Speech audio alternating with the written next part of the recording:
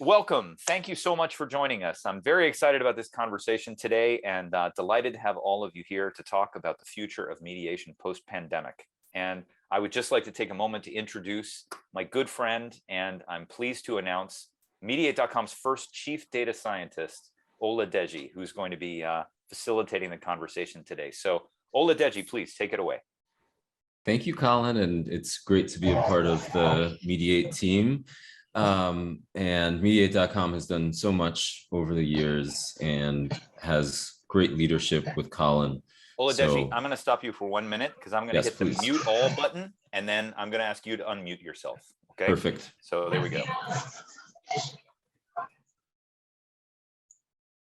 Great. Back at it. So we're here to discuss a question for me that I think should be at the forefront of all of our minds. And that question is, based on our shared experiences with the pandemic, where we've witnessed so much change in our field, what should the future of post-pandemic mediation be?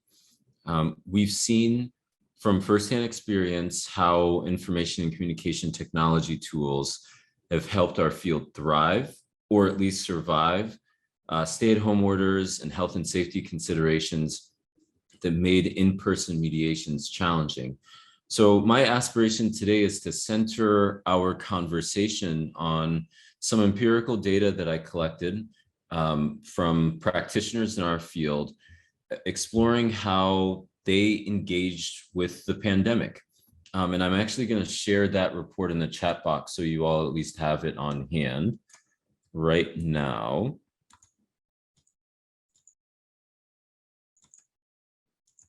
Great, there it is.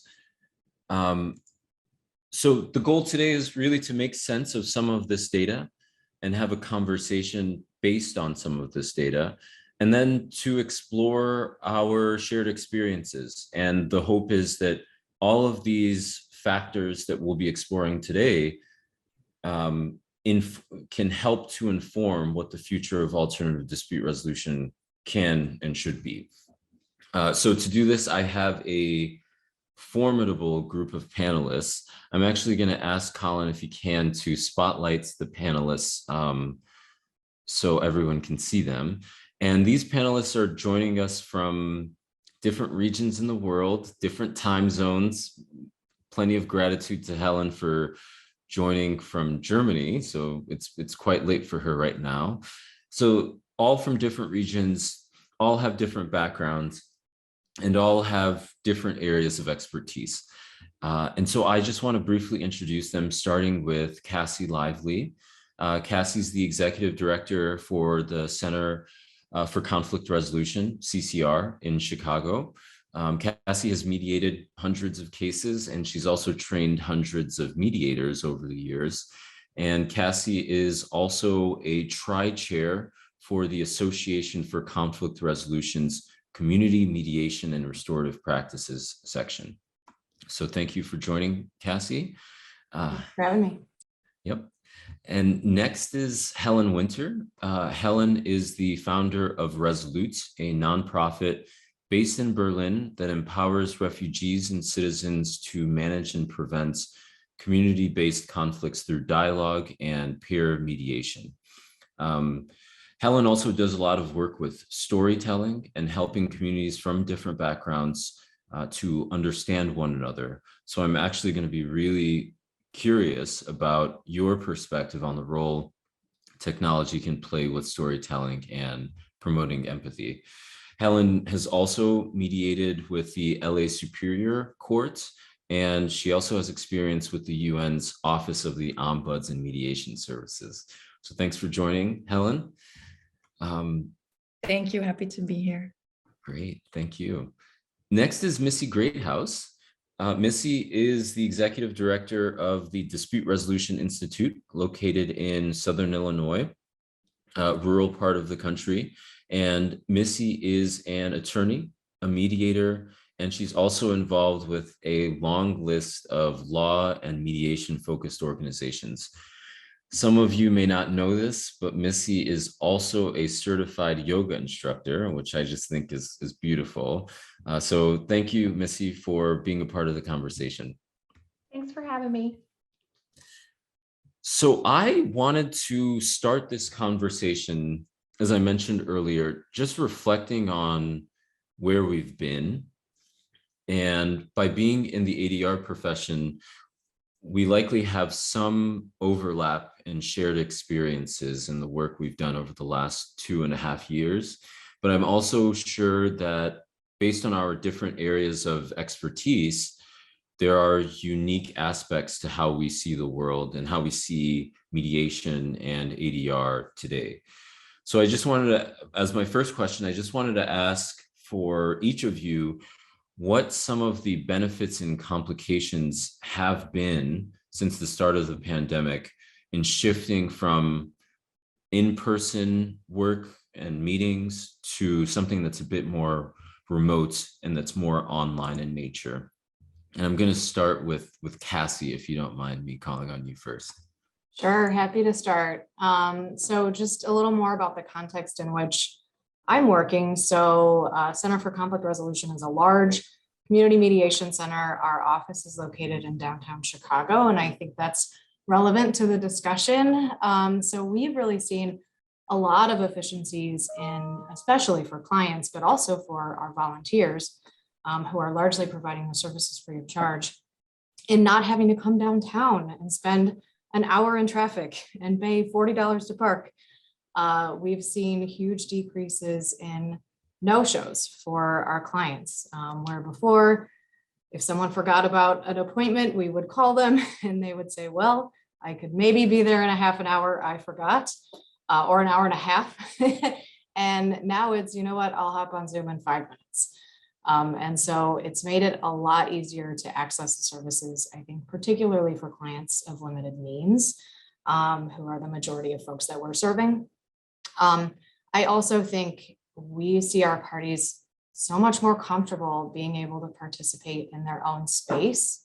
For us, you know, of course, we see some changes in building rapport and some things you miss with not being in the room with people and seeing their whole body language. But I think we've really seen that those drawbacks have been overcome by the benefit of having people be more relaxed when they're having to confront a conflict situation from doing it in their own home. I think we've seen a bigger clamor from some of our volunteers to come back to doing more work in person than our clients. I think the volunteers miss it more than the clients do in many ways. As a small nonprofit, there were some technological costs involved with getting ourselves ready to fully work remotely and ready to provide the whole range of services on Zoom. But I think grantors recognize that, luckily, and because we were in this whole big global crisis, there was increased funding available to help deal with that. So I think those are some of the biggest things we've seen, and there's more that I'm sure we'll flesh out in the conversation. Thank you, Cassie. I'm actually going to invite you to call on the next panelist. We'll do it popcorn style. So you get to choose who goes next. Yeah, I'm going to call on Missy because I think, you know, we aren't that far away from each other geographically, but she's in a much more rural area. And I think we've probably seen some of the things that you called out in the data on the ground at our center. So Missy, I'll turn it over to you. Great, thanks, Cassie. So yeah, even though we're both in Illinois, we help very different areas. So if you know the Illinois area, my office is 20 minutes from St. Louis, but we have offices in very southern Illinois, so very rural areas, and then also in central and metro East Illinois. The biggest things that we saw is what Cassie just said. We actually lost volunteers. We had volunteers who refused to mediate online. We tried to support them in the process of changing, but they just were not wanting to do it. So that was one thing that came up for us right away, was just mediators not wanting to. But we really saw a lot of positive things that came out of the change that have been very exciting to see happen. Like Cassie said, there was some more funding to expand some programs due to COVID and the pandemic. And we actually, because of providing our services remotely, are able to do it with mediators all over the state. So previously, being in a rural area, that means we have a rural amount of people to approach for serving as volunteer mediators. And we have grown in this past year our mediator list from about 15 volunteers to about 55. So that has made a huge difference in the amount of services that we're able to provide to the different communities and courts that we support. So I will say that is the biggest and most substantial change that has occurred. Just being able to access mediators who want to mediate and want to volunteer, but maybe they're on their list in their community, but they want to do more and want to support other areas. So that was one of the biggest changes that we saw. We actually were already mediating some online prior to the pandemic, because where we're located, we had a lot of families who one parent lived in Carbondale and one parent lived in Chicago. And the courts wouldn't require those parents to do a 5-hour drive one way just to mediate. So we had been mediating online, but really only for those types of specific cases, those parent distance cases, and then domestic violence cases. So being able to see that even normal, quote unquote, normal cases can be successful on Zoom has been really exciting, because it's allowed us to offer a lot of services in our different areas. And then the rule aspect is the biggest thing that is an issue for us. There are places still in our communities that do not have data access, do not have broadband access. So there are people that sometimes cannot get on Zoom. They can't do the video because they don't have enough bandwidth to do it. And so we've had to learn how to make sure that we make those power imbalances leveled out, but still be able to provide those services. So those are the big things. Of the rule issue, the broadband expansion, that is what is going to have to happen to really help ODR to continue to thrive in the rural areas, especially in Southern Illinois. But yeah, those are the big things that I saw. So I'll pass it off to Helen. Thank you so much, Missy. And what you said last absolutely relates to my work with refugees in Germany. As you can imagine, many live in camps or in shelters for many years, and some don't have access to Wi-Fi or internet. And usually when we train some of the population in the camps as peer mediators, or even just do story sharings with Germans, locals, and the population, it can be quite challenging to suddenly transform all of that to the online world. Because as you can imagine, we first we had many workshops planned, and they were all canceled. We were not allowed to even enter the refugee communities and the shelters. And so we were asking ourselves, so what do we do? And how can we still reach some of the marginalized communities to have them participate in our trainings? And all of them, of course, are very interested, because they're trained as peer mediators, and then they get a little stipend also for their work, and they serve, you know, in the community. They take on responsibility, they mitigate some of the conflicts that arise also between neighbors and the people living in the refugee shelters.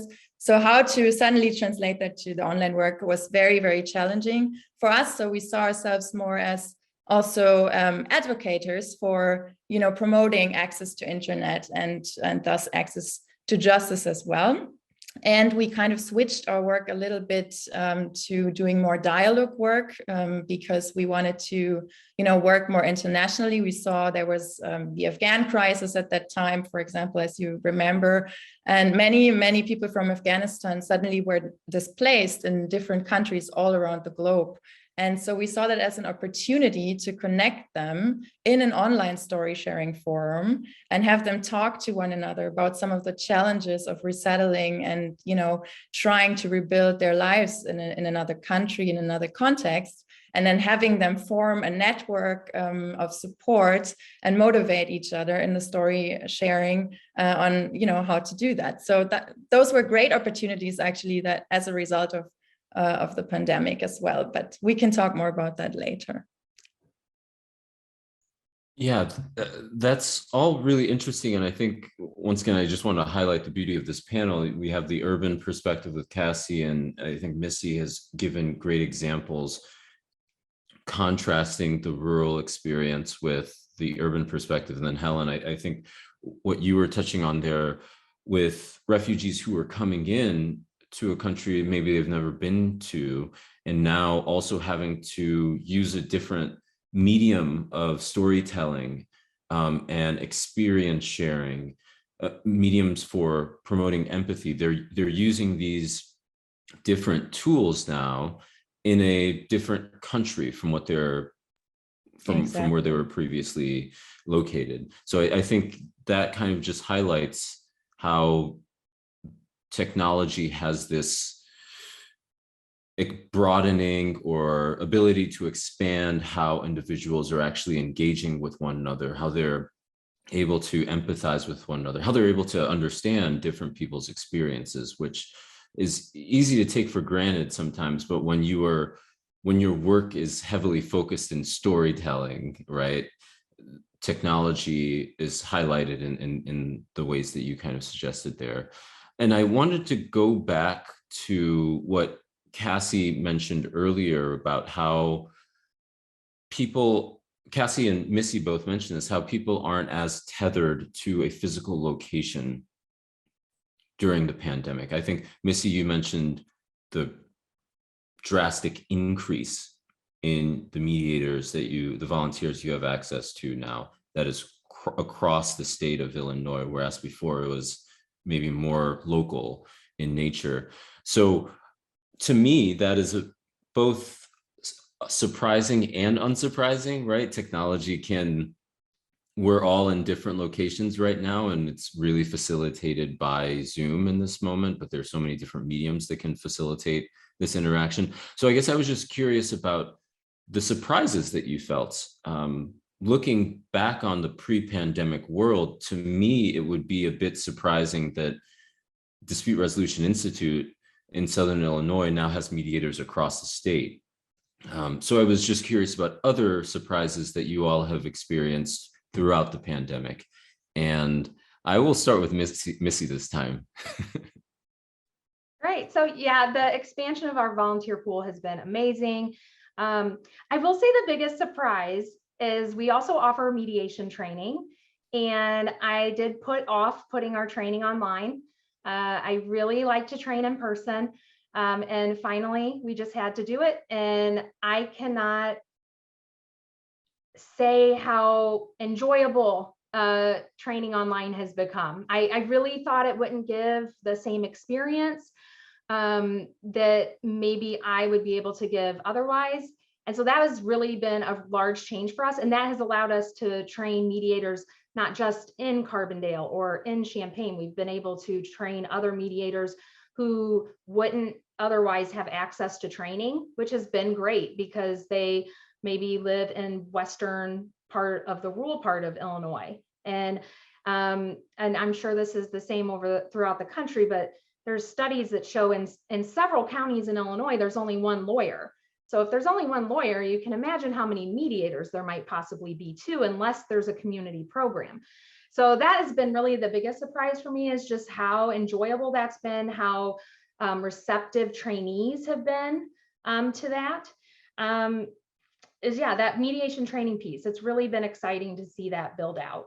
And then, just expanding those networks and having more mediators available has been really, but right now, before we were so small, we didn't do a lot of cases because we were a smaller group.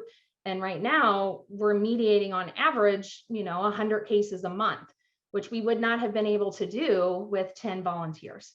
So that's been a big surprise for us. And this time I'll pass to Helen. Thank you, Missy. Yeah, for us, another big surprise was, we thought, okay, if we take it online, if we try to do a story sharing online, how will it be? Will people be able to open up? Will they, be able to share, or are they going to be afraid? And one of the biggest surprises, or actually greatest things that we saw is that sometimes it was even better for people to, you know, to be safer behind their screen, to be at home, to be able to, you know, grab a water, grab a tea, and kind of open up in your surrounding rather than coming to a new place, sometimes not even knowing where to go, taking the time to even get there. It all takes energy and time, but just being at home and being able to connect with others virtually and, you know, being in your safe spot allows people to open up, and it was amazing how we were able to build trust nonetheless, even that we had this barrier. So that was actually a great takeaway that we had and a big learning that we had. And I'm going to call, Casey. Yeah, I'll just jump in and say, I think one of the biggest surprises for us was a really increased interest, as Helen said earlier, in dialogue and the general value of dialogue. And I think particularly, Helen, you were talking about how when there are multiple crises going on, and for us in Chicago, in addition to COVID, it was really also the increased calls for racial and social justice in the wake of the murder of George Floyd that were animating our community and just making people cry out for resources and help in having these hard conversations. I think one of the most important things for us is, you know, being there as a resource for the community, no matter what the crisis is at the time, that we have tools to respond to it. And it's not just mediation, but it's also facilitating dialogue and helping to build community consensus. And so, so that was really an inspiring part of the work. I think that also helped lead to growth. So Missy was talking about the growth in their volunteer pool.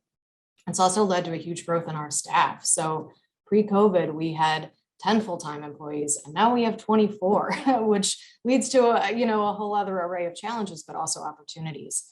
And I think as someone who works at a nonprofit, we often would struggle to, compete with for-profit employers. And one thing that the ability to work from anywhere has helped us do is grant a lot of flexibility to our employees. So we have an employee who's going to go work remotely from Spain for 3 weeks, and that's cool. And the hours will be a little weird and different, but he'll still be able to do the work while he's there. And I think giving people that flexibility is so huge and builds loyalty. So we really haven't seen this great resignation here. And I think it's because we can give people so much more flexibility. Yeah, those are all important points that you raise related to surprises that you weren't really expecting through the pandemic. And the piece that Missy raised around mediation training and moving that online, I think is, for me, that is also really surprising, because prior to the pandemic, there has been an emphasis on community building through the training, and the fact that that can be preserved in an online environment.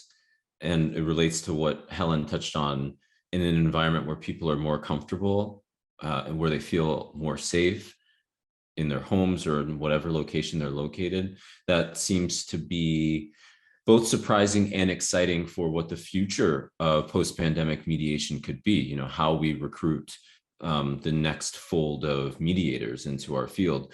So, and then there's the piece around increased interest in dialogue that Cassie touched on. Not just the interest, but the ability, right? When you have more voices at the table, you're able to better understand the varied perspectives that are in your community, which I think is really important. So we've touched on the surprises. We've touched on the benefits or complications in the initial shift to remote work. I was also just curious about, now that we have these surprises, what elements of those surprises do we anticipate to be permanent changes, right? Whether it's online training, where more and more people are seeking that out, is that going to be permanent, or is it just a pandemic moment's benefit? And also, Cassie, what you touched on with your staff members who are having increased geographic flexibility in where they work from and when they work. What aspects of the surprises do we think will be more permanent in a post-pandemic world rather than temporary, exclusive to the pandemic? And I'll start. I think I haven't started with Missy yet. Or You just started with me, but I can go okay. again.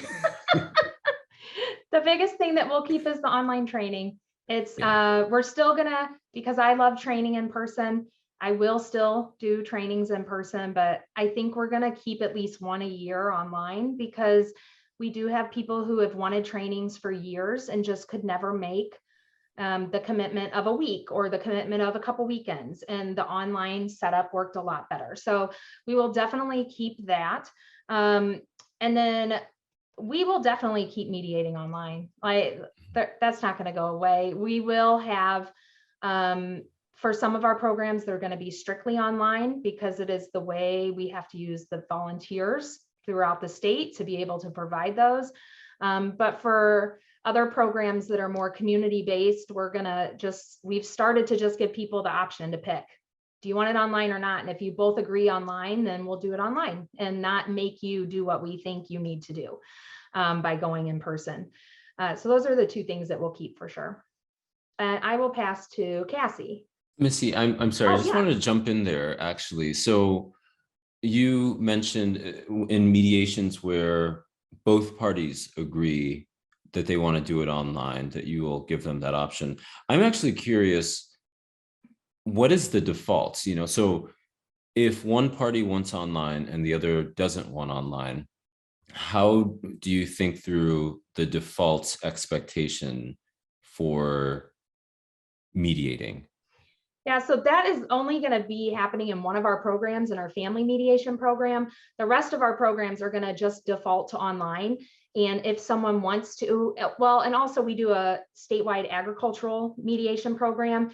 And for farmers, we automatically let them meet in person because they generally want to. So for this family mediation, they're required to mediate in person per the local rules, but we do have the opportunity that if they agree. So the default is in person. But again, like Cassie was talking about, the travel into Chicago, like to get to our office, which is centrally located in the Southern Illinois area, some people live an hour from us and there is no transportation. And a lot of people don't have cars. So those are the cases that we'll leave it up to them. But if one person really wants to be in person and it's not for any scene issue where we've found domestic violence to be an issue, a power balance issue, and it can be done safely, then we would still offer it in person, because that is what the court wants. For community, we're going to still leave those up to folks to decide what they think is best, but hopefully community will be a lot in person. But you know, it'll depend on the cases and how they can make it happen. And but yeah, I think but for our eviction programs, foreclosure, those are just going to always stay online because it works and it helps everyone. People don't have to take a whole day off of work to go to court just for a 30-minute foreclosure mediation. It just makes a lot of sense. Thanks, that's helpful. Yeah. Over to you, Cassie. I would echo everything that Missy has said. For us, the default now is also still online, but we are doing some limited work in person.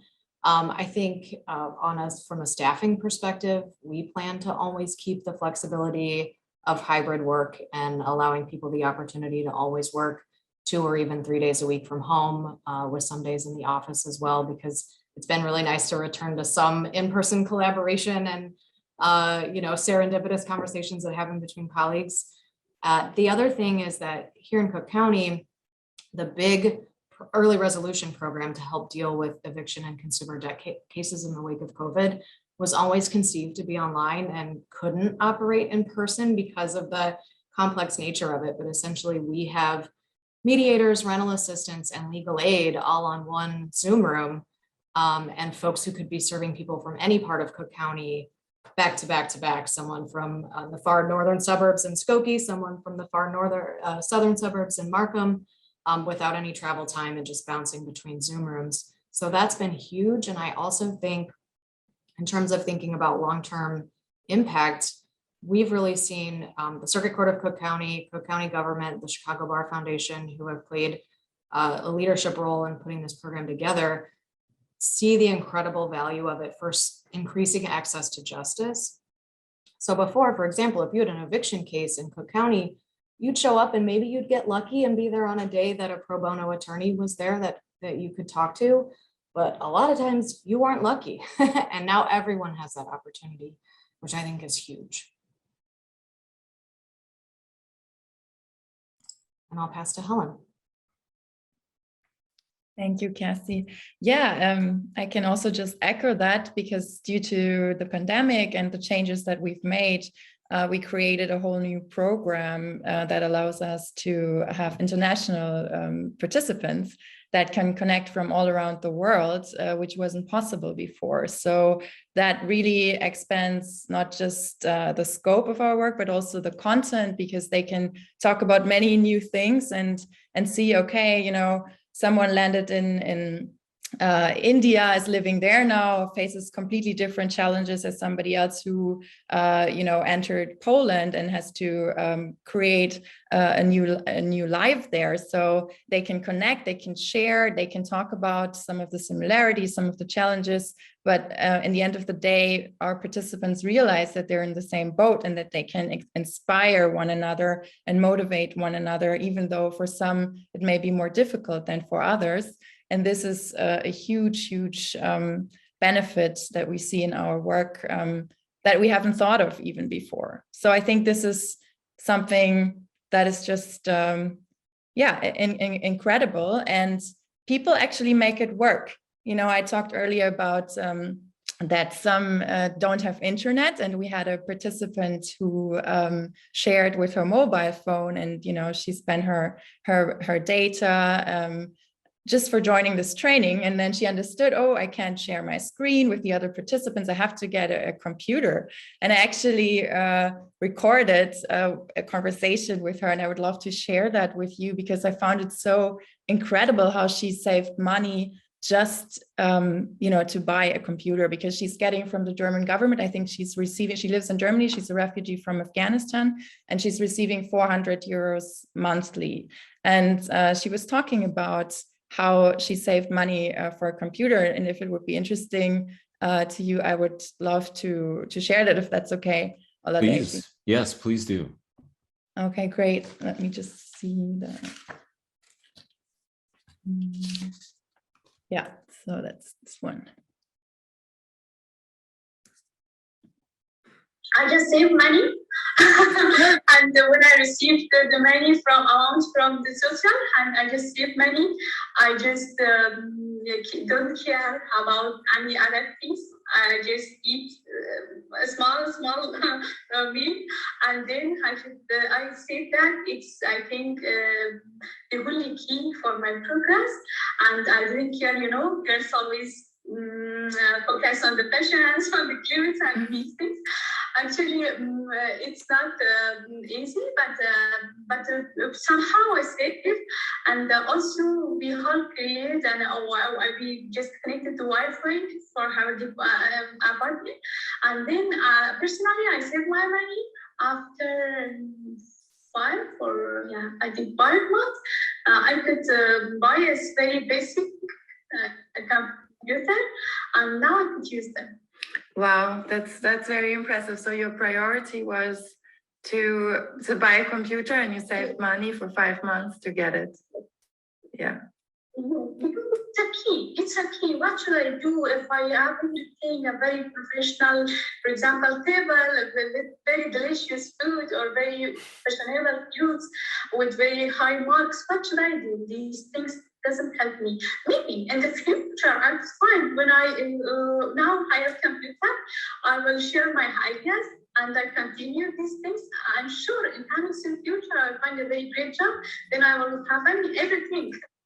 Yeah, I just love this because, and that's why I wanted to share it, because it really shows how fundamentally important it is to have a computer to connect with the world and to be able to learn. And she talked about many other things. She was unstoppable, but I just stopped here because it's too long. And she just shared how valuable it is to get a voice, you know, to have a voice, and to also not wait for others to teach you German, for example, to go to a German course. You can just go online, you can learn the language. And that's also what Casey, you touched upon. It's so important for people to be able to join these processes or even dispute resolution processes and to have the access to justice.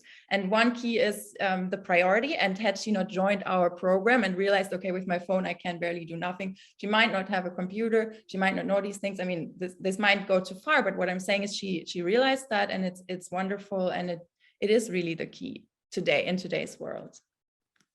That's a beautiful example. And I feel like it connects back with what Cassie was sharing earlier. Both Cassie and Missy mentioned how in Illinois, in the first quarter or so, entering the pandemic, they had to make this big shift, and making the shift online came with a lot of costs, financial costs. And similarly with your example, Helen, for an individual on an individualized basis, not even on an institutional basis, there's also that lump sum cost. And as soon as that transition is made and the costs are covered, there's a whole breadth of benefits that ensues after that.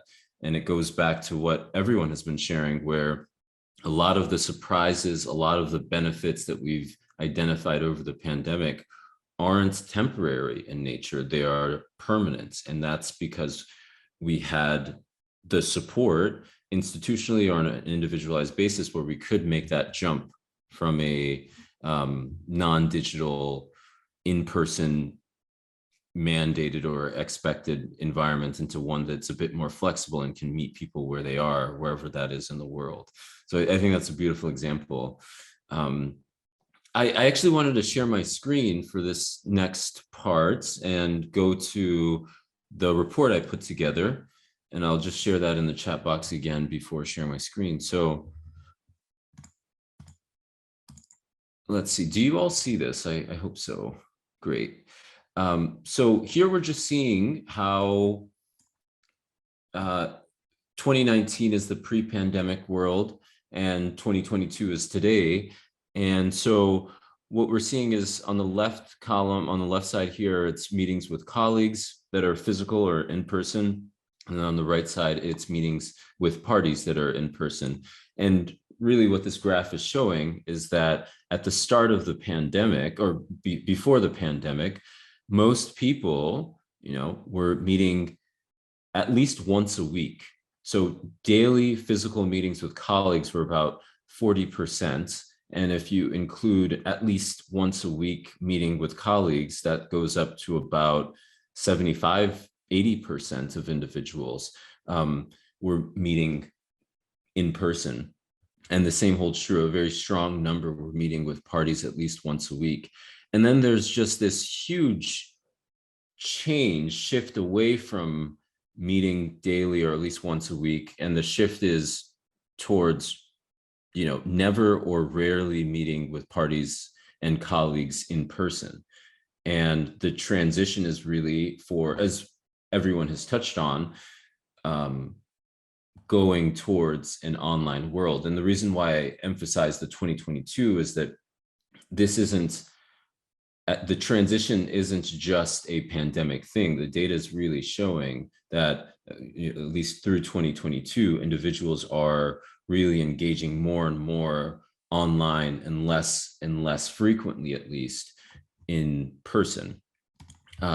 So I also wanted to show this, and this goes back, I'll call into the conversation Missy now, because this graph is really showing, based on regions, different experiences that practitioners have in terms of their physical meetings. And we see that although there is a decrease in physical in-person meetings that are happening daily, rural communities relative to urban and suburban peers are still meeting in person significantly more than their urban and suburban peers. So I kind of just wanted to ask for you, Missy, like, how do you make sense of this graph here, especially with that distinction between rural communities versus urban and suburban people?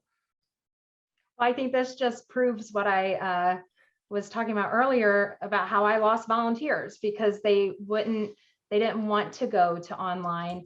I know several organizations in our community never closed, like never, not even at the beginning of the pandemic. I know several places who didn't even require masks.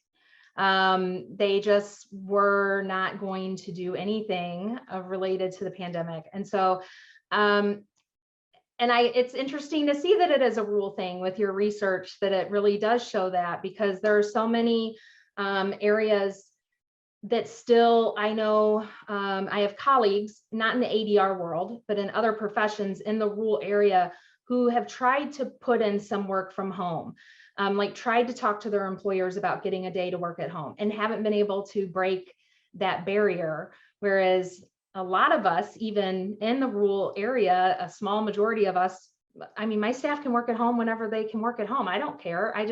Work has to be done.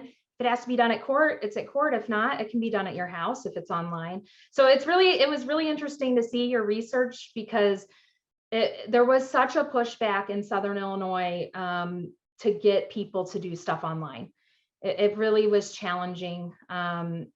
And it's good to see that it's supported by some research to show that it wasn't just my community, it was other rural communities across the country.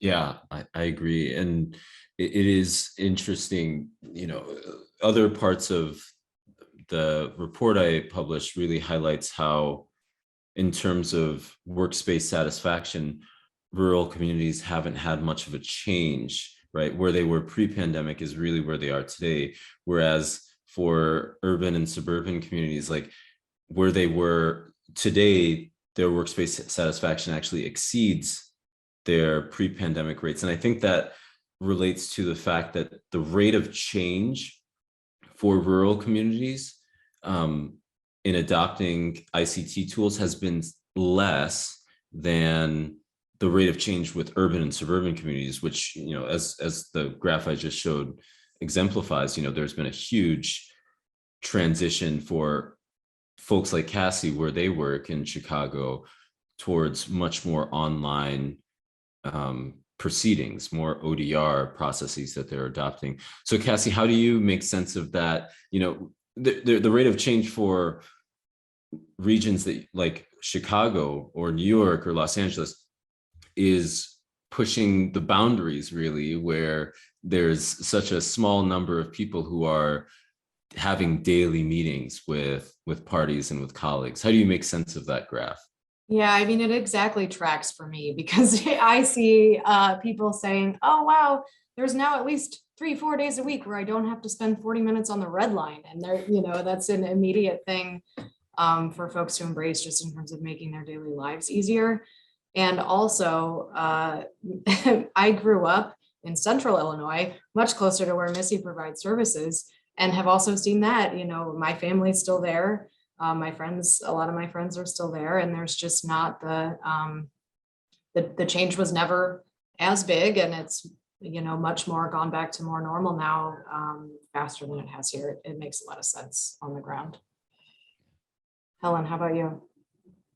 Yeah, I agree. We're based in Berlin, and so we've just learned to work completely remote over the pandemic. And even with colleagues, we much rather have an online meeting, because in Berlin it takes like at least half an hour or even longer to get to the other side of the city. And so, but I could imagine why in rural areas, also in Europe, it would be the case, also because of the strong sense of community, and that people know each other and everybody knows everyone, that they want to meet in person, that they have the urge to just go to each other's places and connect. And I would think that could be also part of the culture in Germany, at least, or in Europe. However, in a city like Berlin, clearly, we prefer online work now as well. Yeah. And I would say there's a piece too where it makes in-person meetings feel kind of special in a way that they didn't before, which is kind of nice. Yeah. It's kind of nice. Yeah, if you do set up an in-person meeting, it's always you connect with a lunch or a dinner. Like it's always more special now. That's true. That is a good point. Yeah. I agree. I know in my line of work, whenever there's an in-person meeting, there's a lot more intentionality around why we're meeting in person, what's the purpose of the actual in-person meeting, whereas remote online meetings, there's a lot of flexibility in why and the purpose of the remote meeting versus in person. So I did want to, this was not prepared in any way. I did not ask our panelists to share their thoughts to align with anecdotes. And so these are anecdotes from the survey from practitioners that just quickly shared some of their thoughts about meetings, in-person meetings versus online meetings with parties and colleagues. And this is very consistent with, this is an urban mediator, but it's still very consistent with what Missy shared earlier, where this individual says that Zoom mediation has taken their practice from 5 counties to statewide. Lawyers and parties are in a similar situation. And then there's an urban ADR trainer here who's saying, really emphasizing what everyone on this panel has already shared, that the convenience factor with remote proceedings is huge. People are better able to handle anxiety better. That's certainly the case for me when they're not physically present with other individuals and they're in an environment where they have more control over. So that's really, I think, really consistent with all that we've talked about here.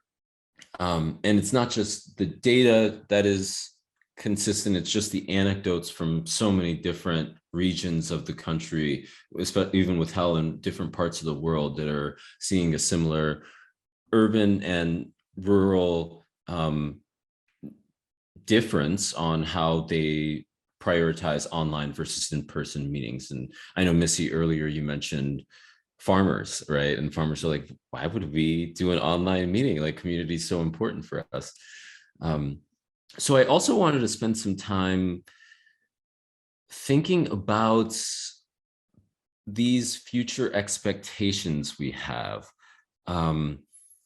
One question I have, maybe to be devil's advocate, is why would practitioners, or why wouldn't practitioners want to continue using information communication tools? Like, what, in addition to the community aspect, what are factors that can lead practitioners away from using ICT tools and ODR systems in the future?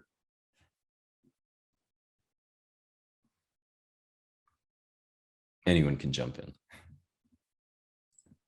Resounding silence. I think really, I think the only thing is, the challenges of accessing good technology and good signals to communicate. Beyond that, I don't think there's another reason. And a lot of us have solved for that. I've heard Helen and Missy talk about ways they've solved for it. We have Zoom terminals set up in our office. If anyone tells us they have any trouble accessing the technology or don't know how to use it. So there's ways around that. And I think we're going to continue to be creative so we can keep using those tools at the same level we are now. Missy. Oh, sorry. Yeah, I agree. I will say, though, that I still love mediating in person. I just love it so much because I love to be with people. So whenever I have people who want to mediate in person, I will happily do it. But I do think that we've always thought about people's preference. And I saw Elizabeth in the chat said client preference.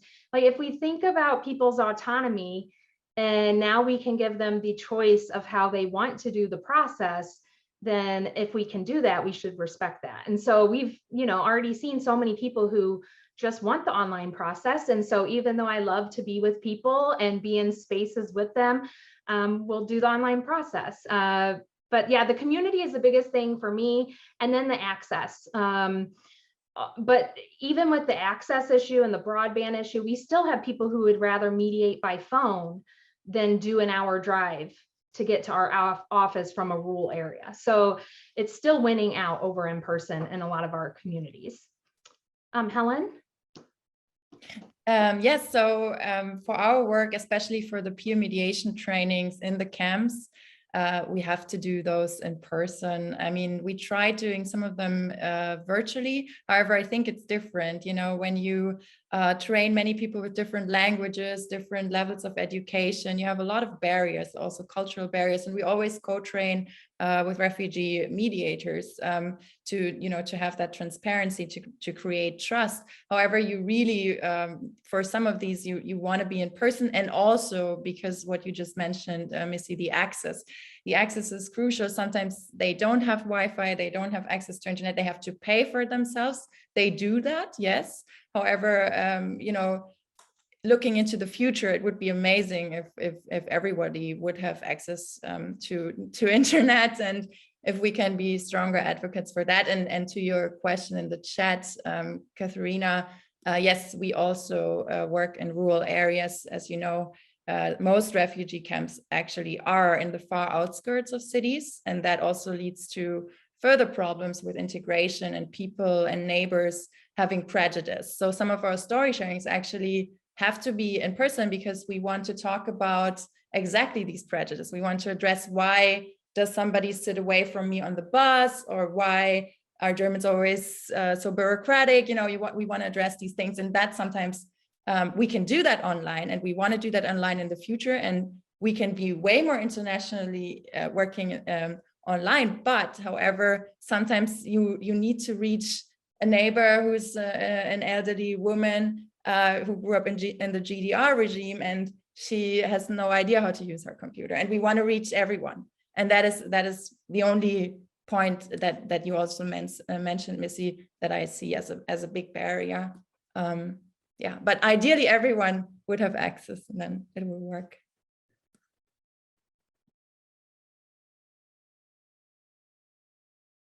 Great. Thank you. So I am going to share my screen again. And this is going back to the future expectations. And I have a visual to illustrate that here. I'm hoping everyone can see that. So here we're seeing, and Cassie mentioned this in the chat box, the nuances between predominantly versus working exclusively online, right? The data shows that there is drastically greater preferences, regardless of where you're working, rural, urban, suburban. There's much more preference for working predominantly online versus exclusively online. The right hand here is working exclusively online, and the most consistent response, regardless of the region you're working, is that you do not want to work online 1 or 5 years in the future.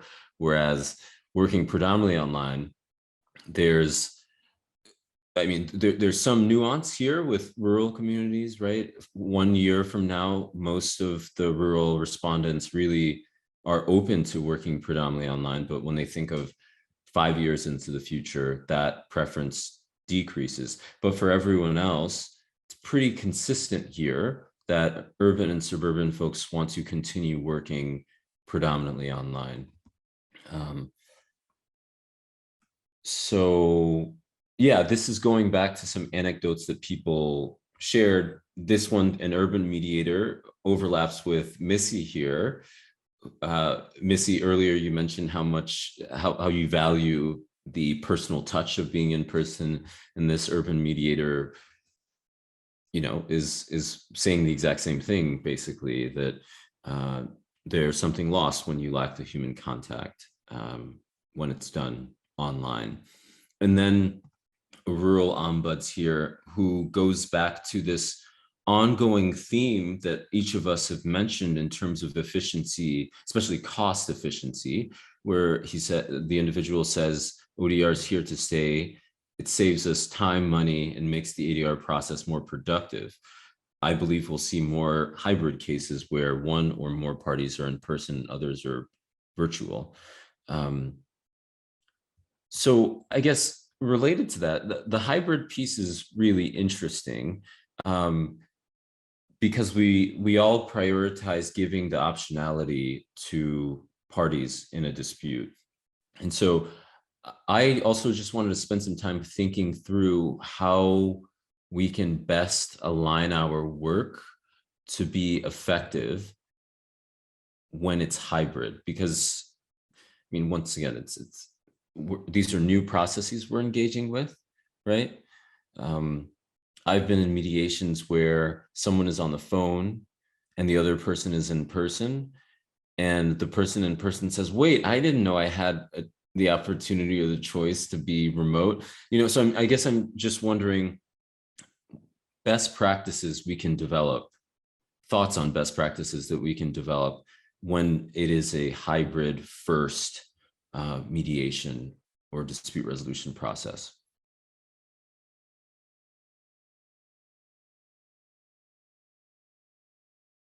I see Elizabeth in the chat talking about parity and format. And yeah, I think to the greatest extent possible, we can address that. We've tried to. So if we have someone who doesn't have, either can't get their camera to work or doesn't have a camera on their device, maybe they're just calling into the session, we also ask the other party to turn off their camera. So it's not that the mediator can see one party and not the other. In cases where we might have one party participating remotely and the other one using a terminal in our office, the mediator is also remote, either in a totally third location or in a different room at the office for that same reason. I think the biggest struggle in hybrid for us has been larger group dialogues and meetings. We don't have great technology for doing that. And I think in those larger meetings where you've got some people in person in one place and another group of people online, you really do have to have a specific set of technological tools to make that workable so that the people who are online don't feel hugely disadvantaged by that. And I know those tools exist, but we don't have them in our office yet. Helen, what would you say? Yeah, it's interesting because I've just been, at a PON training, and it was for executives in the field of mediation. And Bob Manukin was there completely hybrid. I mean, he was there online and everybody else was in person, even the other facilitators and trainers, and it was a large group with 60 people. So that really requires the best technology possible. And I even remember that one of the other trainers was carrying him around with the laptop so that he could observe some of the role plays and give some feedback. So it was challenging, but I did feel as a participant, I did feel connected to him, even though he wasn't in the room. And I think that is very challenging, but it is doable. And it requires certain rules. It requires the parity that we just addressed, and for people to be able to follow the process the way it's set up. But it is doable. So I was very amazed on how that worked, and it was a great training. Yeah, Missy, what would you say? Yeah, so we approach it a lot like it sounds like Cassie does as well. If it's a case where the parties are pretty much on level playing field, like a family mediation, we won't do those hybrid. So if you can't get on video, no one's on video. However, if it's a case where there's already a real big power imbalance and one party wants to be in person and the other can't be for some reason, so this goes back to farmers. So a lot of farmers will want to mediate in person, but maybe the agency they're mediating with isn't allowed to travel. And so I will make sure that the agency folks are okay being online, and I will go to the farmer so that they can still have the feeling of having someone in person, and then have the agency folks remotely. But I try not to do that if I don't have to, because I really don't like hybrid. It just, you have to be so clear about power imbalance issues. And so like, those are the only ones that I will do. And it's mostly because I know the agency personnel understand the farmer's need for someone to be with them, and they want to, they just can't. So those are the only ones that we really do hybrid, but it's been a real learning curve for mediators to keep reminding them, if one person cannot get on video, both are off video, and you're just going to talk to the little black screens with their names on it, and it's okay. And just really educating them on how that can be a power imbalance, even though it is only on Zoom. It's not in person. So that's how we approach it right now.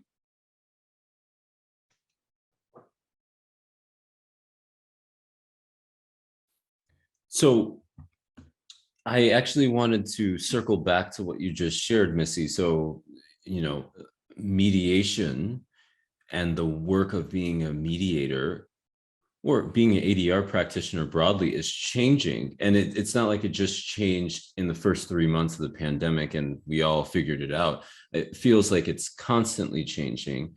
And you touched on the hybrid consideration and how that's impacting some of your education of mediators. So I was actually just curious on that piece with training, how has these lessons we've developed over the course of the pandemic, how have all of these lessons impacted your training of new mediators, your retraining of older mediators? And did you want me to start? If you'd like, Okay. yes. So we've built in, because the trainings we're doing online are online, so we can build in some of that. So some of the role plays will have them mediate with both screens off, or when they go into the role play, they don't know that one person's going to have their screen off. And then we see if they pick up on that to level that power imbalance and then use that to teach. So those are the kind of things that we're trying to do to put that in motion.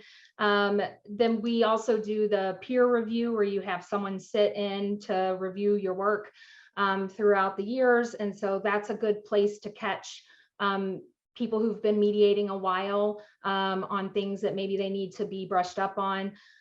We've also offered trainings for our experienced mediators a couple times throughout the last couple years on how to do it online. I had to teach 10 people how to use breakout rooms. And I met with some of them individually because I wanted them to be comfortable. Or also changing our process where we do something that we learned from CCR, which Cassie can talk about more, but we now with our big group of mediators, if we're doing a lot of mediations at once, we host all that and deal with all that so that our mediators don't have to have that added stress on top of it.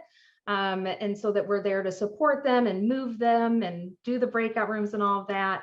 But just building it in and trying to make it as realistic as possible also in the training has been really helpful. And so I'll pass to Cassie since I just talked about how we learned from her program.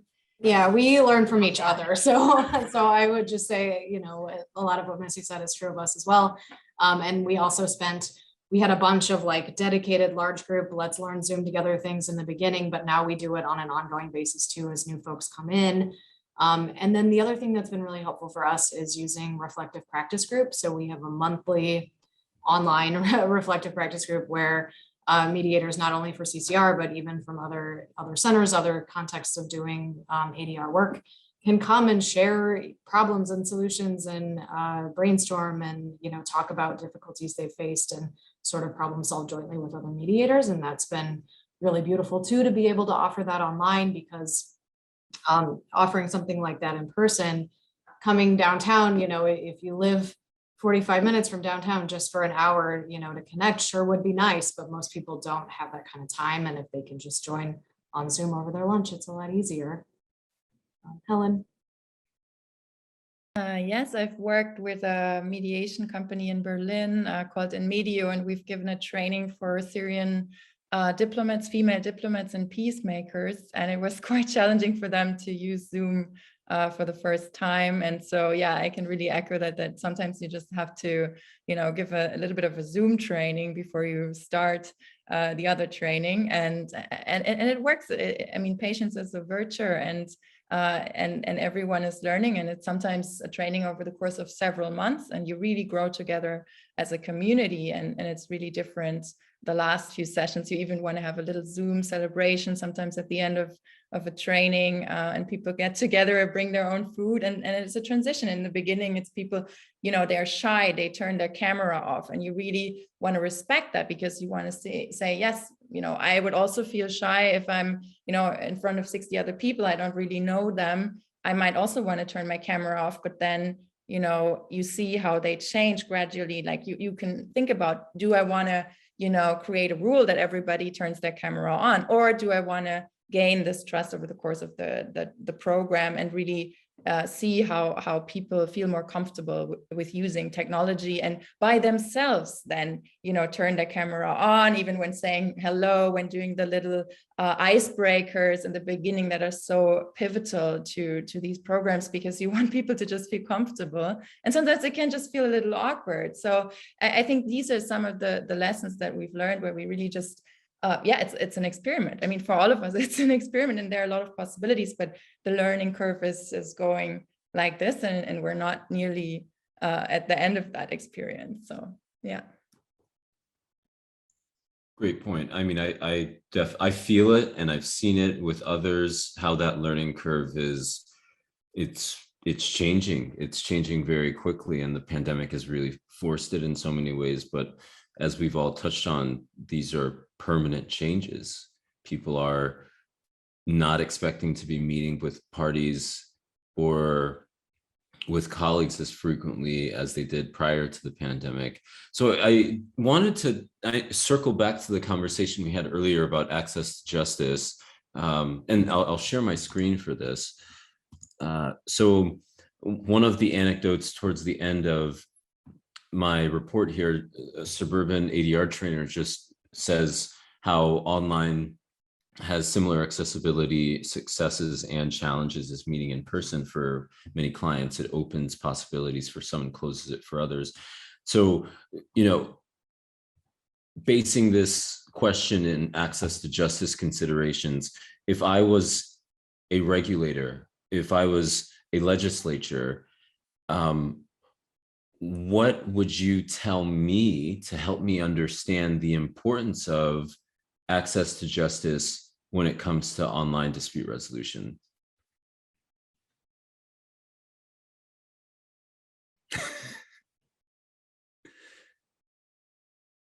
That's a big question. I think it all comes down to something that we've hit on in all of the sections today, which is just flexibility and meeting people where they are and making sure that people who are providing services, especially to people with limited means, can do whatever the client needs and can, help with providing technology or, helping people with technology when that's what's needed, or, adapting to in person if that's what's needed. And courts being open to the range of the different ways people show up here in Cook County. A lot of the courtrooms are set up pretty well for hybrid proceedings now, which I think is going to be really important moving forward.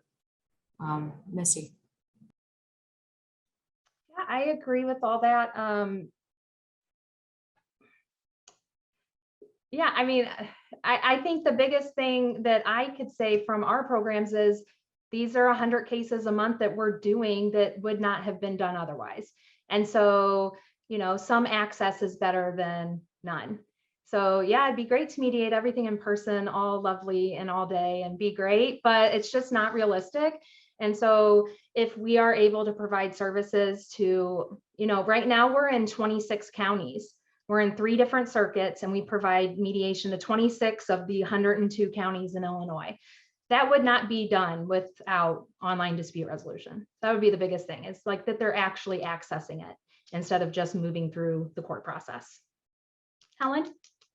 Yeah, I would totally agree with that. I mean, here in Germany, they have only just installed the e-file for courts. So it really just takes time, and, it will take more time. And on the other hand of the spectrum, I do think that, just making sure that everybody has access to Wi-Fi, and just making it basically I would almost go as far as saying it's a human right, because it leads to access to education and justice. And so, making it mandatory for some of these carriers that operate refugee shelters to have that. And yeah, as a legislator, I would do that. But of course, we're seeing that now. So there's an awareness, and it always starts with an awareness. Mm-hmm. Thank you. I will just share this article from the Wall Street Journal that, it goes back to an initiative, I think just a few months ago, with the current president of the US, who has been having ongoing conversations with major telecoms to commits to providing broadband programs to low-income households and creating the infrastructure so that more rural communities can have access to these tools. Helen, your point about it, it's not just an access to justice consideration, it's also access to education. Like, these are legal rights. Having access to the internet also allows people to do their own research in a way that is much, much more difficult in a non-online situation. So with that, I actually wanted to open it up to everyone, to folks who have been who are participants in this panel, to just chime in, to share their thoughts, or to ask our formidable panel some questions that have been burning on your mind. Sure, we have a lot of great questions that have been posted in the chat and the Q&A, but why don't we start by opening up and see if anybody wants to ask a question via audio. Katrina, I see you've got your hand up, please. Hi. Yeah, it's not a question. It's more of a comment. I did put it in the chat too.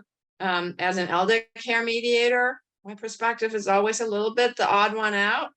And while I agree that what somebody wrote, that the generational differences in regards to technology have diminished due to COVID, they're not gone, and they will never be gone. My experience is that people are more willing to do Zoom, especially the initial consultations, which is great. You know, individual consultations, which I love having them by Zoom rather than by phone, what used to be the typical format for the initial conversations with each party. And you know, as soon, and I've done some mediations with all parties on Zoom, especially when people are not in my general geographic areas. So that's great because families are spread out, so I can access people in other parts that I wouldn't have been able to access otherwise. But as soon as there were vaccinations, all my clients who are in my general geographic areas have wanted to meet in person. And we've been meeting in person either in their backyard or in my backyard. And that's how it's going to be going forward. Whereas before, I already had the online mediation training, thanks to Colin. I'm so glad I was prepared. But before, all my mediations were in person and they were indoors. And this new third option, you know, outdoors in person, I've really been enjoying. And, you know, being in Berkeley, California, even in the winter, in the middle of the day, it's usually be warm enough to do that. So I'm very fortunate in that way. And I think it's going to stay that way. I want to share one story of where a family, everybody was online because they were in Southern California. But the challenge was that 4 out of 5 people were going to be in the same house at that time. 2 of them lived there, but 2 were going to be visiting anyway. And 1 wasn't. And so I said, you know, I have trouble with having a group gang up in front of one computer, didn't use those words, of course, and somebody else being alone. So if you want to do it that way, is there some way that you can have everybody in separate rooms with separate computers? And one of the sons happened to be a techie who did this for a living. So he provided that technology, and 4 people were in the same house, but they were in separate rooms with separate computers, including grandma who needed help using it, of course. But yeah, the power imbalances for the older generations are, even though they're more used to Zoom now, are still increased for most people. There are exceptions, but I think that's still an aspect. Yeah, and just to build on Katrina's point, there were lots of comments in the chat about generational differences. So maybe that's something the panel could react to. Thank you. I would just say, I think we've seen a pretty big difference between more affluent older adults that we work with or who volunteer for us versus older adults with fewer resources who we might be serving as clients. I think that's kind of the key difference there. But yeah, we've seen huge adaptation to it, especially among our volunteer population who tends to be more affluent in terms of how enthusiastic they are about using Zoom and how good they are at using Zoom.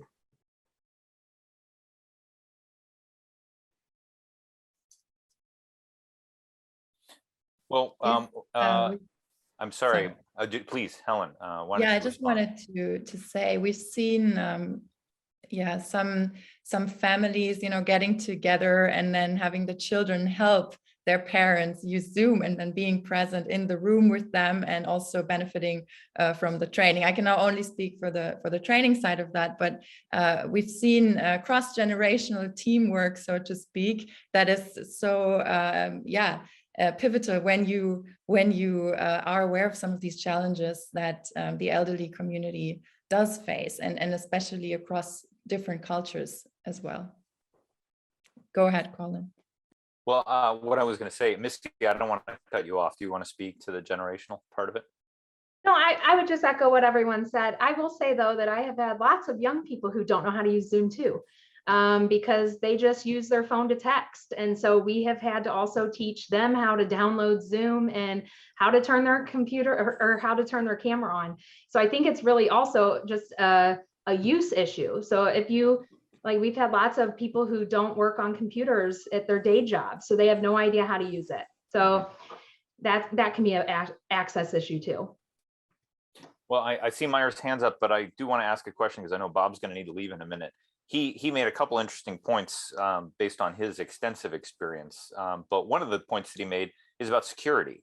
And this is something we've heard from parties in other contexts, is that they're nervous about interacting online. You know, I think somebody made a point about, are there other people that are listening in? Is this going to be recorded someplace? And I was just wondering if the panel could react to that. And is that something that you've seen with a greater use of technology in your efforts? Have you heard that articulated by parties, that concern? I could talk about that, Colin. Sure, Meyer, maybe you can build onto that and then we'll go to the panel. I mean, we run the Mediation Center of Los Angeles, so it has a contract with the court. The LA Superior Court, in its wisdom, after terminating its ADR program, implemented a vendor resource program in which they have two organizations.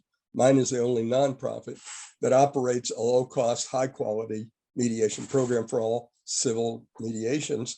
And it's required with a contract with the court. We got it in 2018, believe it or not, before the pandemic. And we had two contracts. One was for in-person, and then they came back and asked if we would do an ODR. And I had already started using Zoom in 2018.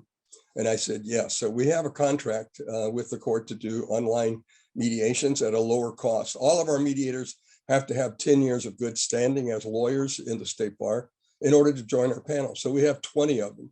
And we've had an increase in cases, and the caseload has been quite steady. And our mediators now are all online. I trained every one of them.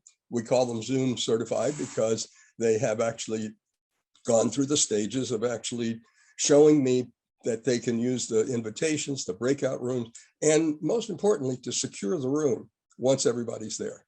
And that's a big feature that they Zoom added, which I think people don't use. In fact, I was in a webinar the other day, and there were bombs coming in. I mean, there were some really nasty stuff until they finally said, oh, we'll close it out and secure the room. So we send out what's called a guidelines to online mediation.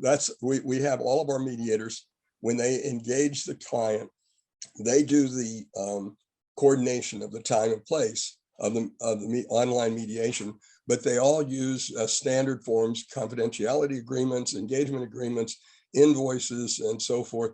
And then they also send out guidelines for use of online mediation, one of which is don't use the public access like at Starbucks or someplace. We say, if you can't find a secure place, let us know. But at any rate, it's been working quite well, and we've had several hundred cases over the past few years, and we're getting excellent results. One of our mediators who has the most cases moved to New Mexico, and nobody knows that he's actually told everybody, but he's mediating the same number of cases or more.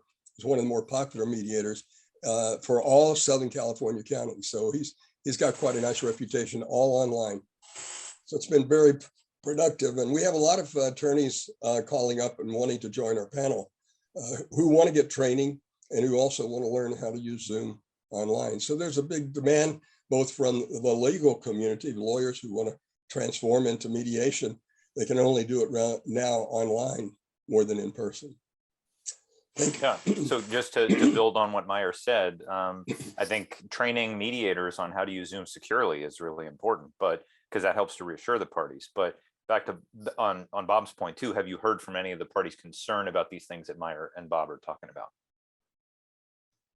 Well, I can just say that I have mediated family cases and watched people's eyes look up, like, you know, that I ask them if no one's in the room, and then throughout the mediation, they're like looking up to the corner of the room all the time. I mean, I don't really know what all we can do other than ask them, are you in a confidential place? And know at the end of the day, those cases, at least, they go off into the world. They don't sign an agreement with us because it's a family case. So the person they're looking up to is probably the person they're going to talk to afterwards anyway and blow up the mediation agreement. So I haven't figured out any way to do it other than just asking them that they both agree to be in a confidential space. But if anyone has any suggestions, it'd be great. I know some people who work for like the federal government, and they can have like tech on their computer. So if anyone walks into the room, it shuts everything down. Like, other than getting that for our mediator clients, I don't know what else we could really do other than ensuring that we're going to keep it confidential. So like at the beginning of the pandemic, I have a small child. She was 5 at the time. So I would be very clear with them. If my husband was home and with her, I would be very clear, I'm in a separate space with a closed door. However, it is locked. However, if she somehow unlocks it and barges in, I will pause the mediation to respect your confidentiality and just show them that I'm respecting theirs as much as I hope they're respecting each other's. But other than that, I don't really know what else we can do if we're going to provide that service with them being in their own homes. Helen, you have anything else you want to add on about that topic? That's such an interesting thought that you just shared with all of us. I think we have the same issue, though it's a little different, since we, give trainings. We want people to join, and we just ask, okay, who else is with you in the room, and do they want to join? And sometimes we have several people joining from one laptop to join the training. But obviously, if you have a mediation, you want to respect confidentiality. And it's very difficult to ensure that nobody else is present, and just reminding the parties and raising awareness of confidentiality is important. But it's a really tricky point that you're raising. Very interesting. Thanks for sharing that. Casey, do you have anything to add to that point? We take pretty much the same approach. The only thing I would add is that we do, I think, hear more questions or concerns from clients about it than we used to. I think people are more aware that that's possible, but I also think, when we hear it, it's concerns about recording or, streaming it on TikTok. And we're like, look, most mediations are far too boring to translate to a quick viral TikTok clip. So that's not what we're most concerned about. And we actually haven't seen anything, like Misty says, I'm sure we've had some people in the room, off camera, but we haven't had anything bad come of that. And all we can do is just try the best to remind people of the rules. I have a quick question as a matter of default. And Rick, we'll go to Rick next. Yeah, please. If I could real quick. And that is, in some cases, one party says, I need my boyfriend to be here to discuss, to help me with this issue. And they're not necessarily represented by an attorney. The other side says, I don't want the boyfriend there. He's going to kill the deal. And they're like siblings who are just in a dispute. What is your default? What is your preferred default? Does the person who wants the boyfriend or other person, non-lawyer, to join and to advise them in the meeting, or are they forbidden? I'm just curious because we've had that come up several times. we won't let lawyers in unless there's lawyers on both sides. And being a lawyer, I can say it, we ruin everything sometimes. Having lawyers in mediation, we blow it up sometimes. So if only one party has a lawyer, we don't let that lawyer in. So we might do the whole mediation caucus because it could be a power imbalance. Cassie, you have another way you approach it? Yeah, we do it slightly differently. So we always allow lawyers in no matter what, but the other party, the unrepresented party can say, you know what, I don't want to participate if that person has a lawyer. And that's fine too. And the same for support people. Everyone is allowed to have a support person in mediation with them, no matter what the relationship is. But the other person can also object to it and say, I won't do the mediation if that person's there. And so that's fine too. So Rick, can we go to you? I know you had a point you wanted to make.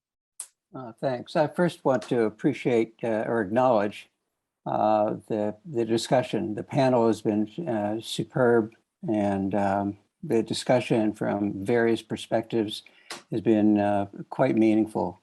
With regard to confidentiality of conversation, I'm wondering if caucusing and just using that as almost a mediator's default, that is part of the pre-mediation conversation with parties, that you could say then, as well as in the introductory comments, that if people really are wondering about the confidentiality of the conversations that they might be sharing with the other party in our joint sessions, that they can request a time for the time to be with the mediator only in a caucus, and share that kind of negotiation technique, whether it's a domestic or an employment or whatever the issue might be. I think I've used that in the past and it seems to have worked.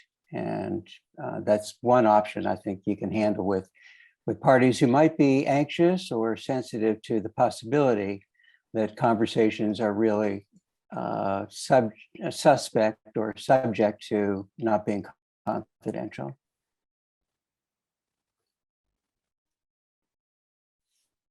So any reactions to what Rick said?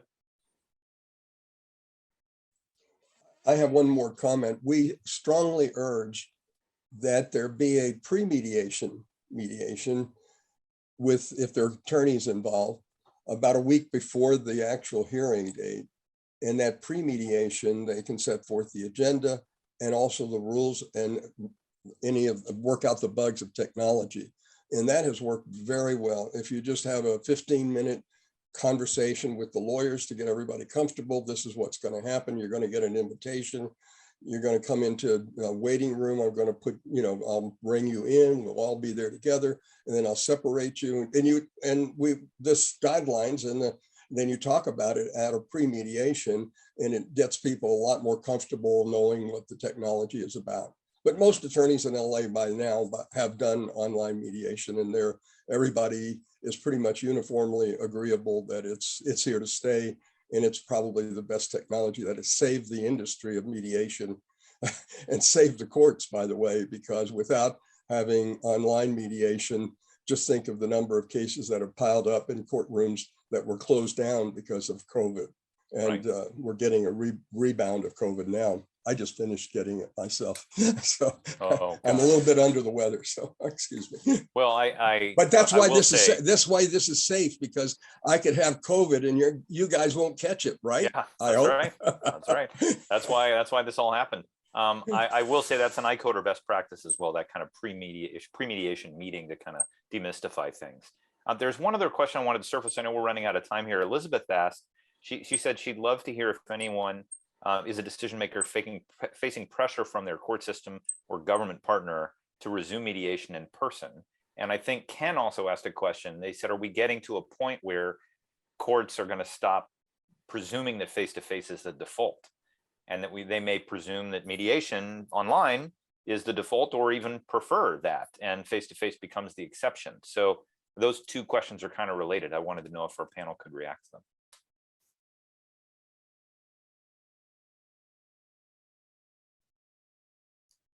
This Oh, popcorn technique, okay, I'll go works, first. but you got to wait for somebody to step up. So Missy, please. I'll pop. Here I go. I'm popping in. So we work with 3 different court circuits, and all of them now are in agreement to let us decide how to run the programs, which is just amazing. So we were able to take out the must be in person out of our foreclosure rule. Our eviction rules say the administrator decides how the mediations will work. So I don't know if a new court would do that, if they're just taking on something, but being able to show them that it is successful and how many cases we're able to do. We have already seen courts saying, yes, online is fine. It looks like it's working out great. Great. Same for us. Go Cassie. ahead. Oh, I was just going to say, I think we've had the same experience, and I think it was a mix of both our previous really strong relationships with the court, but also Elizabeth asks, did we advocate for it and what was effective? I think the biggest effective thing that convinced people was the existence of our huge eviction program, which is all on Zoom. I think they see the impact of that and how many clients can be helped in such a short amount of time. And I think that was all they needed if they were on the fence. Great. I would add that, here in Germany, this could be a luxury problem because we would love the court to engage in more mediation and to defer to mediation. So that's what I'm seeing here, that there's way more that needs to be done in that field here in Germany. Well, I think Missy and Cassie have earned the trust of their court partners, and that's why they say, whatever you guys think, we'll follow your lead. You'll get there soon enough, Helen. Okay, well, I want to respect everybody's time. This has been a great conversation, but Oladeji, can I ask you to bring us home? Just any closing thoughts or comments? Well, so I just want to thank everyone for being here. This was a really insightful panel for me as well, and it sounds like for so many of you who joined. As Helen mentioned, whether it's Germany or the US or any other country, more work needs to be done. And my aspiration personally is just that we do so embedded in data, because in so many ways, the anecdotes we all share here, the data really supports it. And I think whether it's courts or peers, having the sound and solid data for the arguments that we're bringing to them about the role ODR can play will be really valuable for years to come. So I just want to thank everyone for joining. We have so many different institutions and organizations represented here. Mediate.com, thank you. CCR, DRI, I'm seeing MCLA now in the party. So thank you all, and I'm very much looking forward to continuing this conversation, because post-pandemic mediation, this is really what the future is going to be. And so having good best practices and understanding where we've been over the past couple of years will be really important moving forward.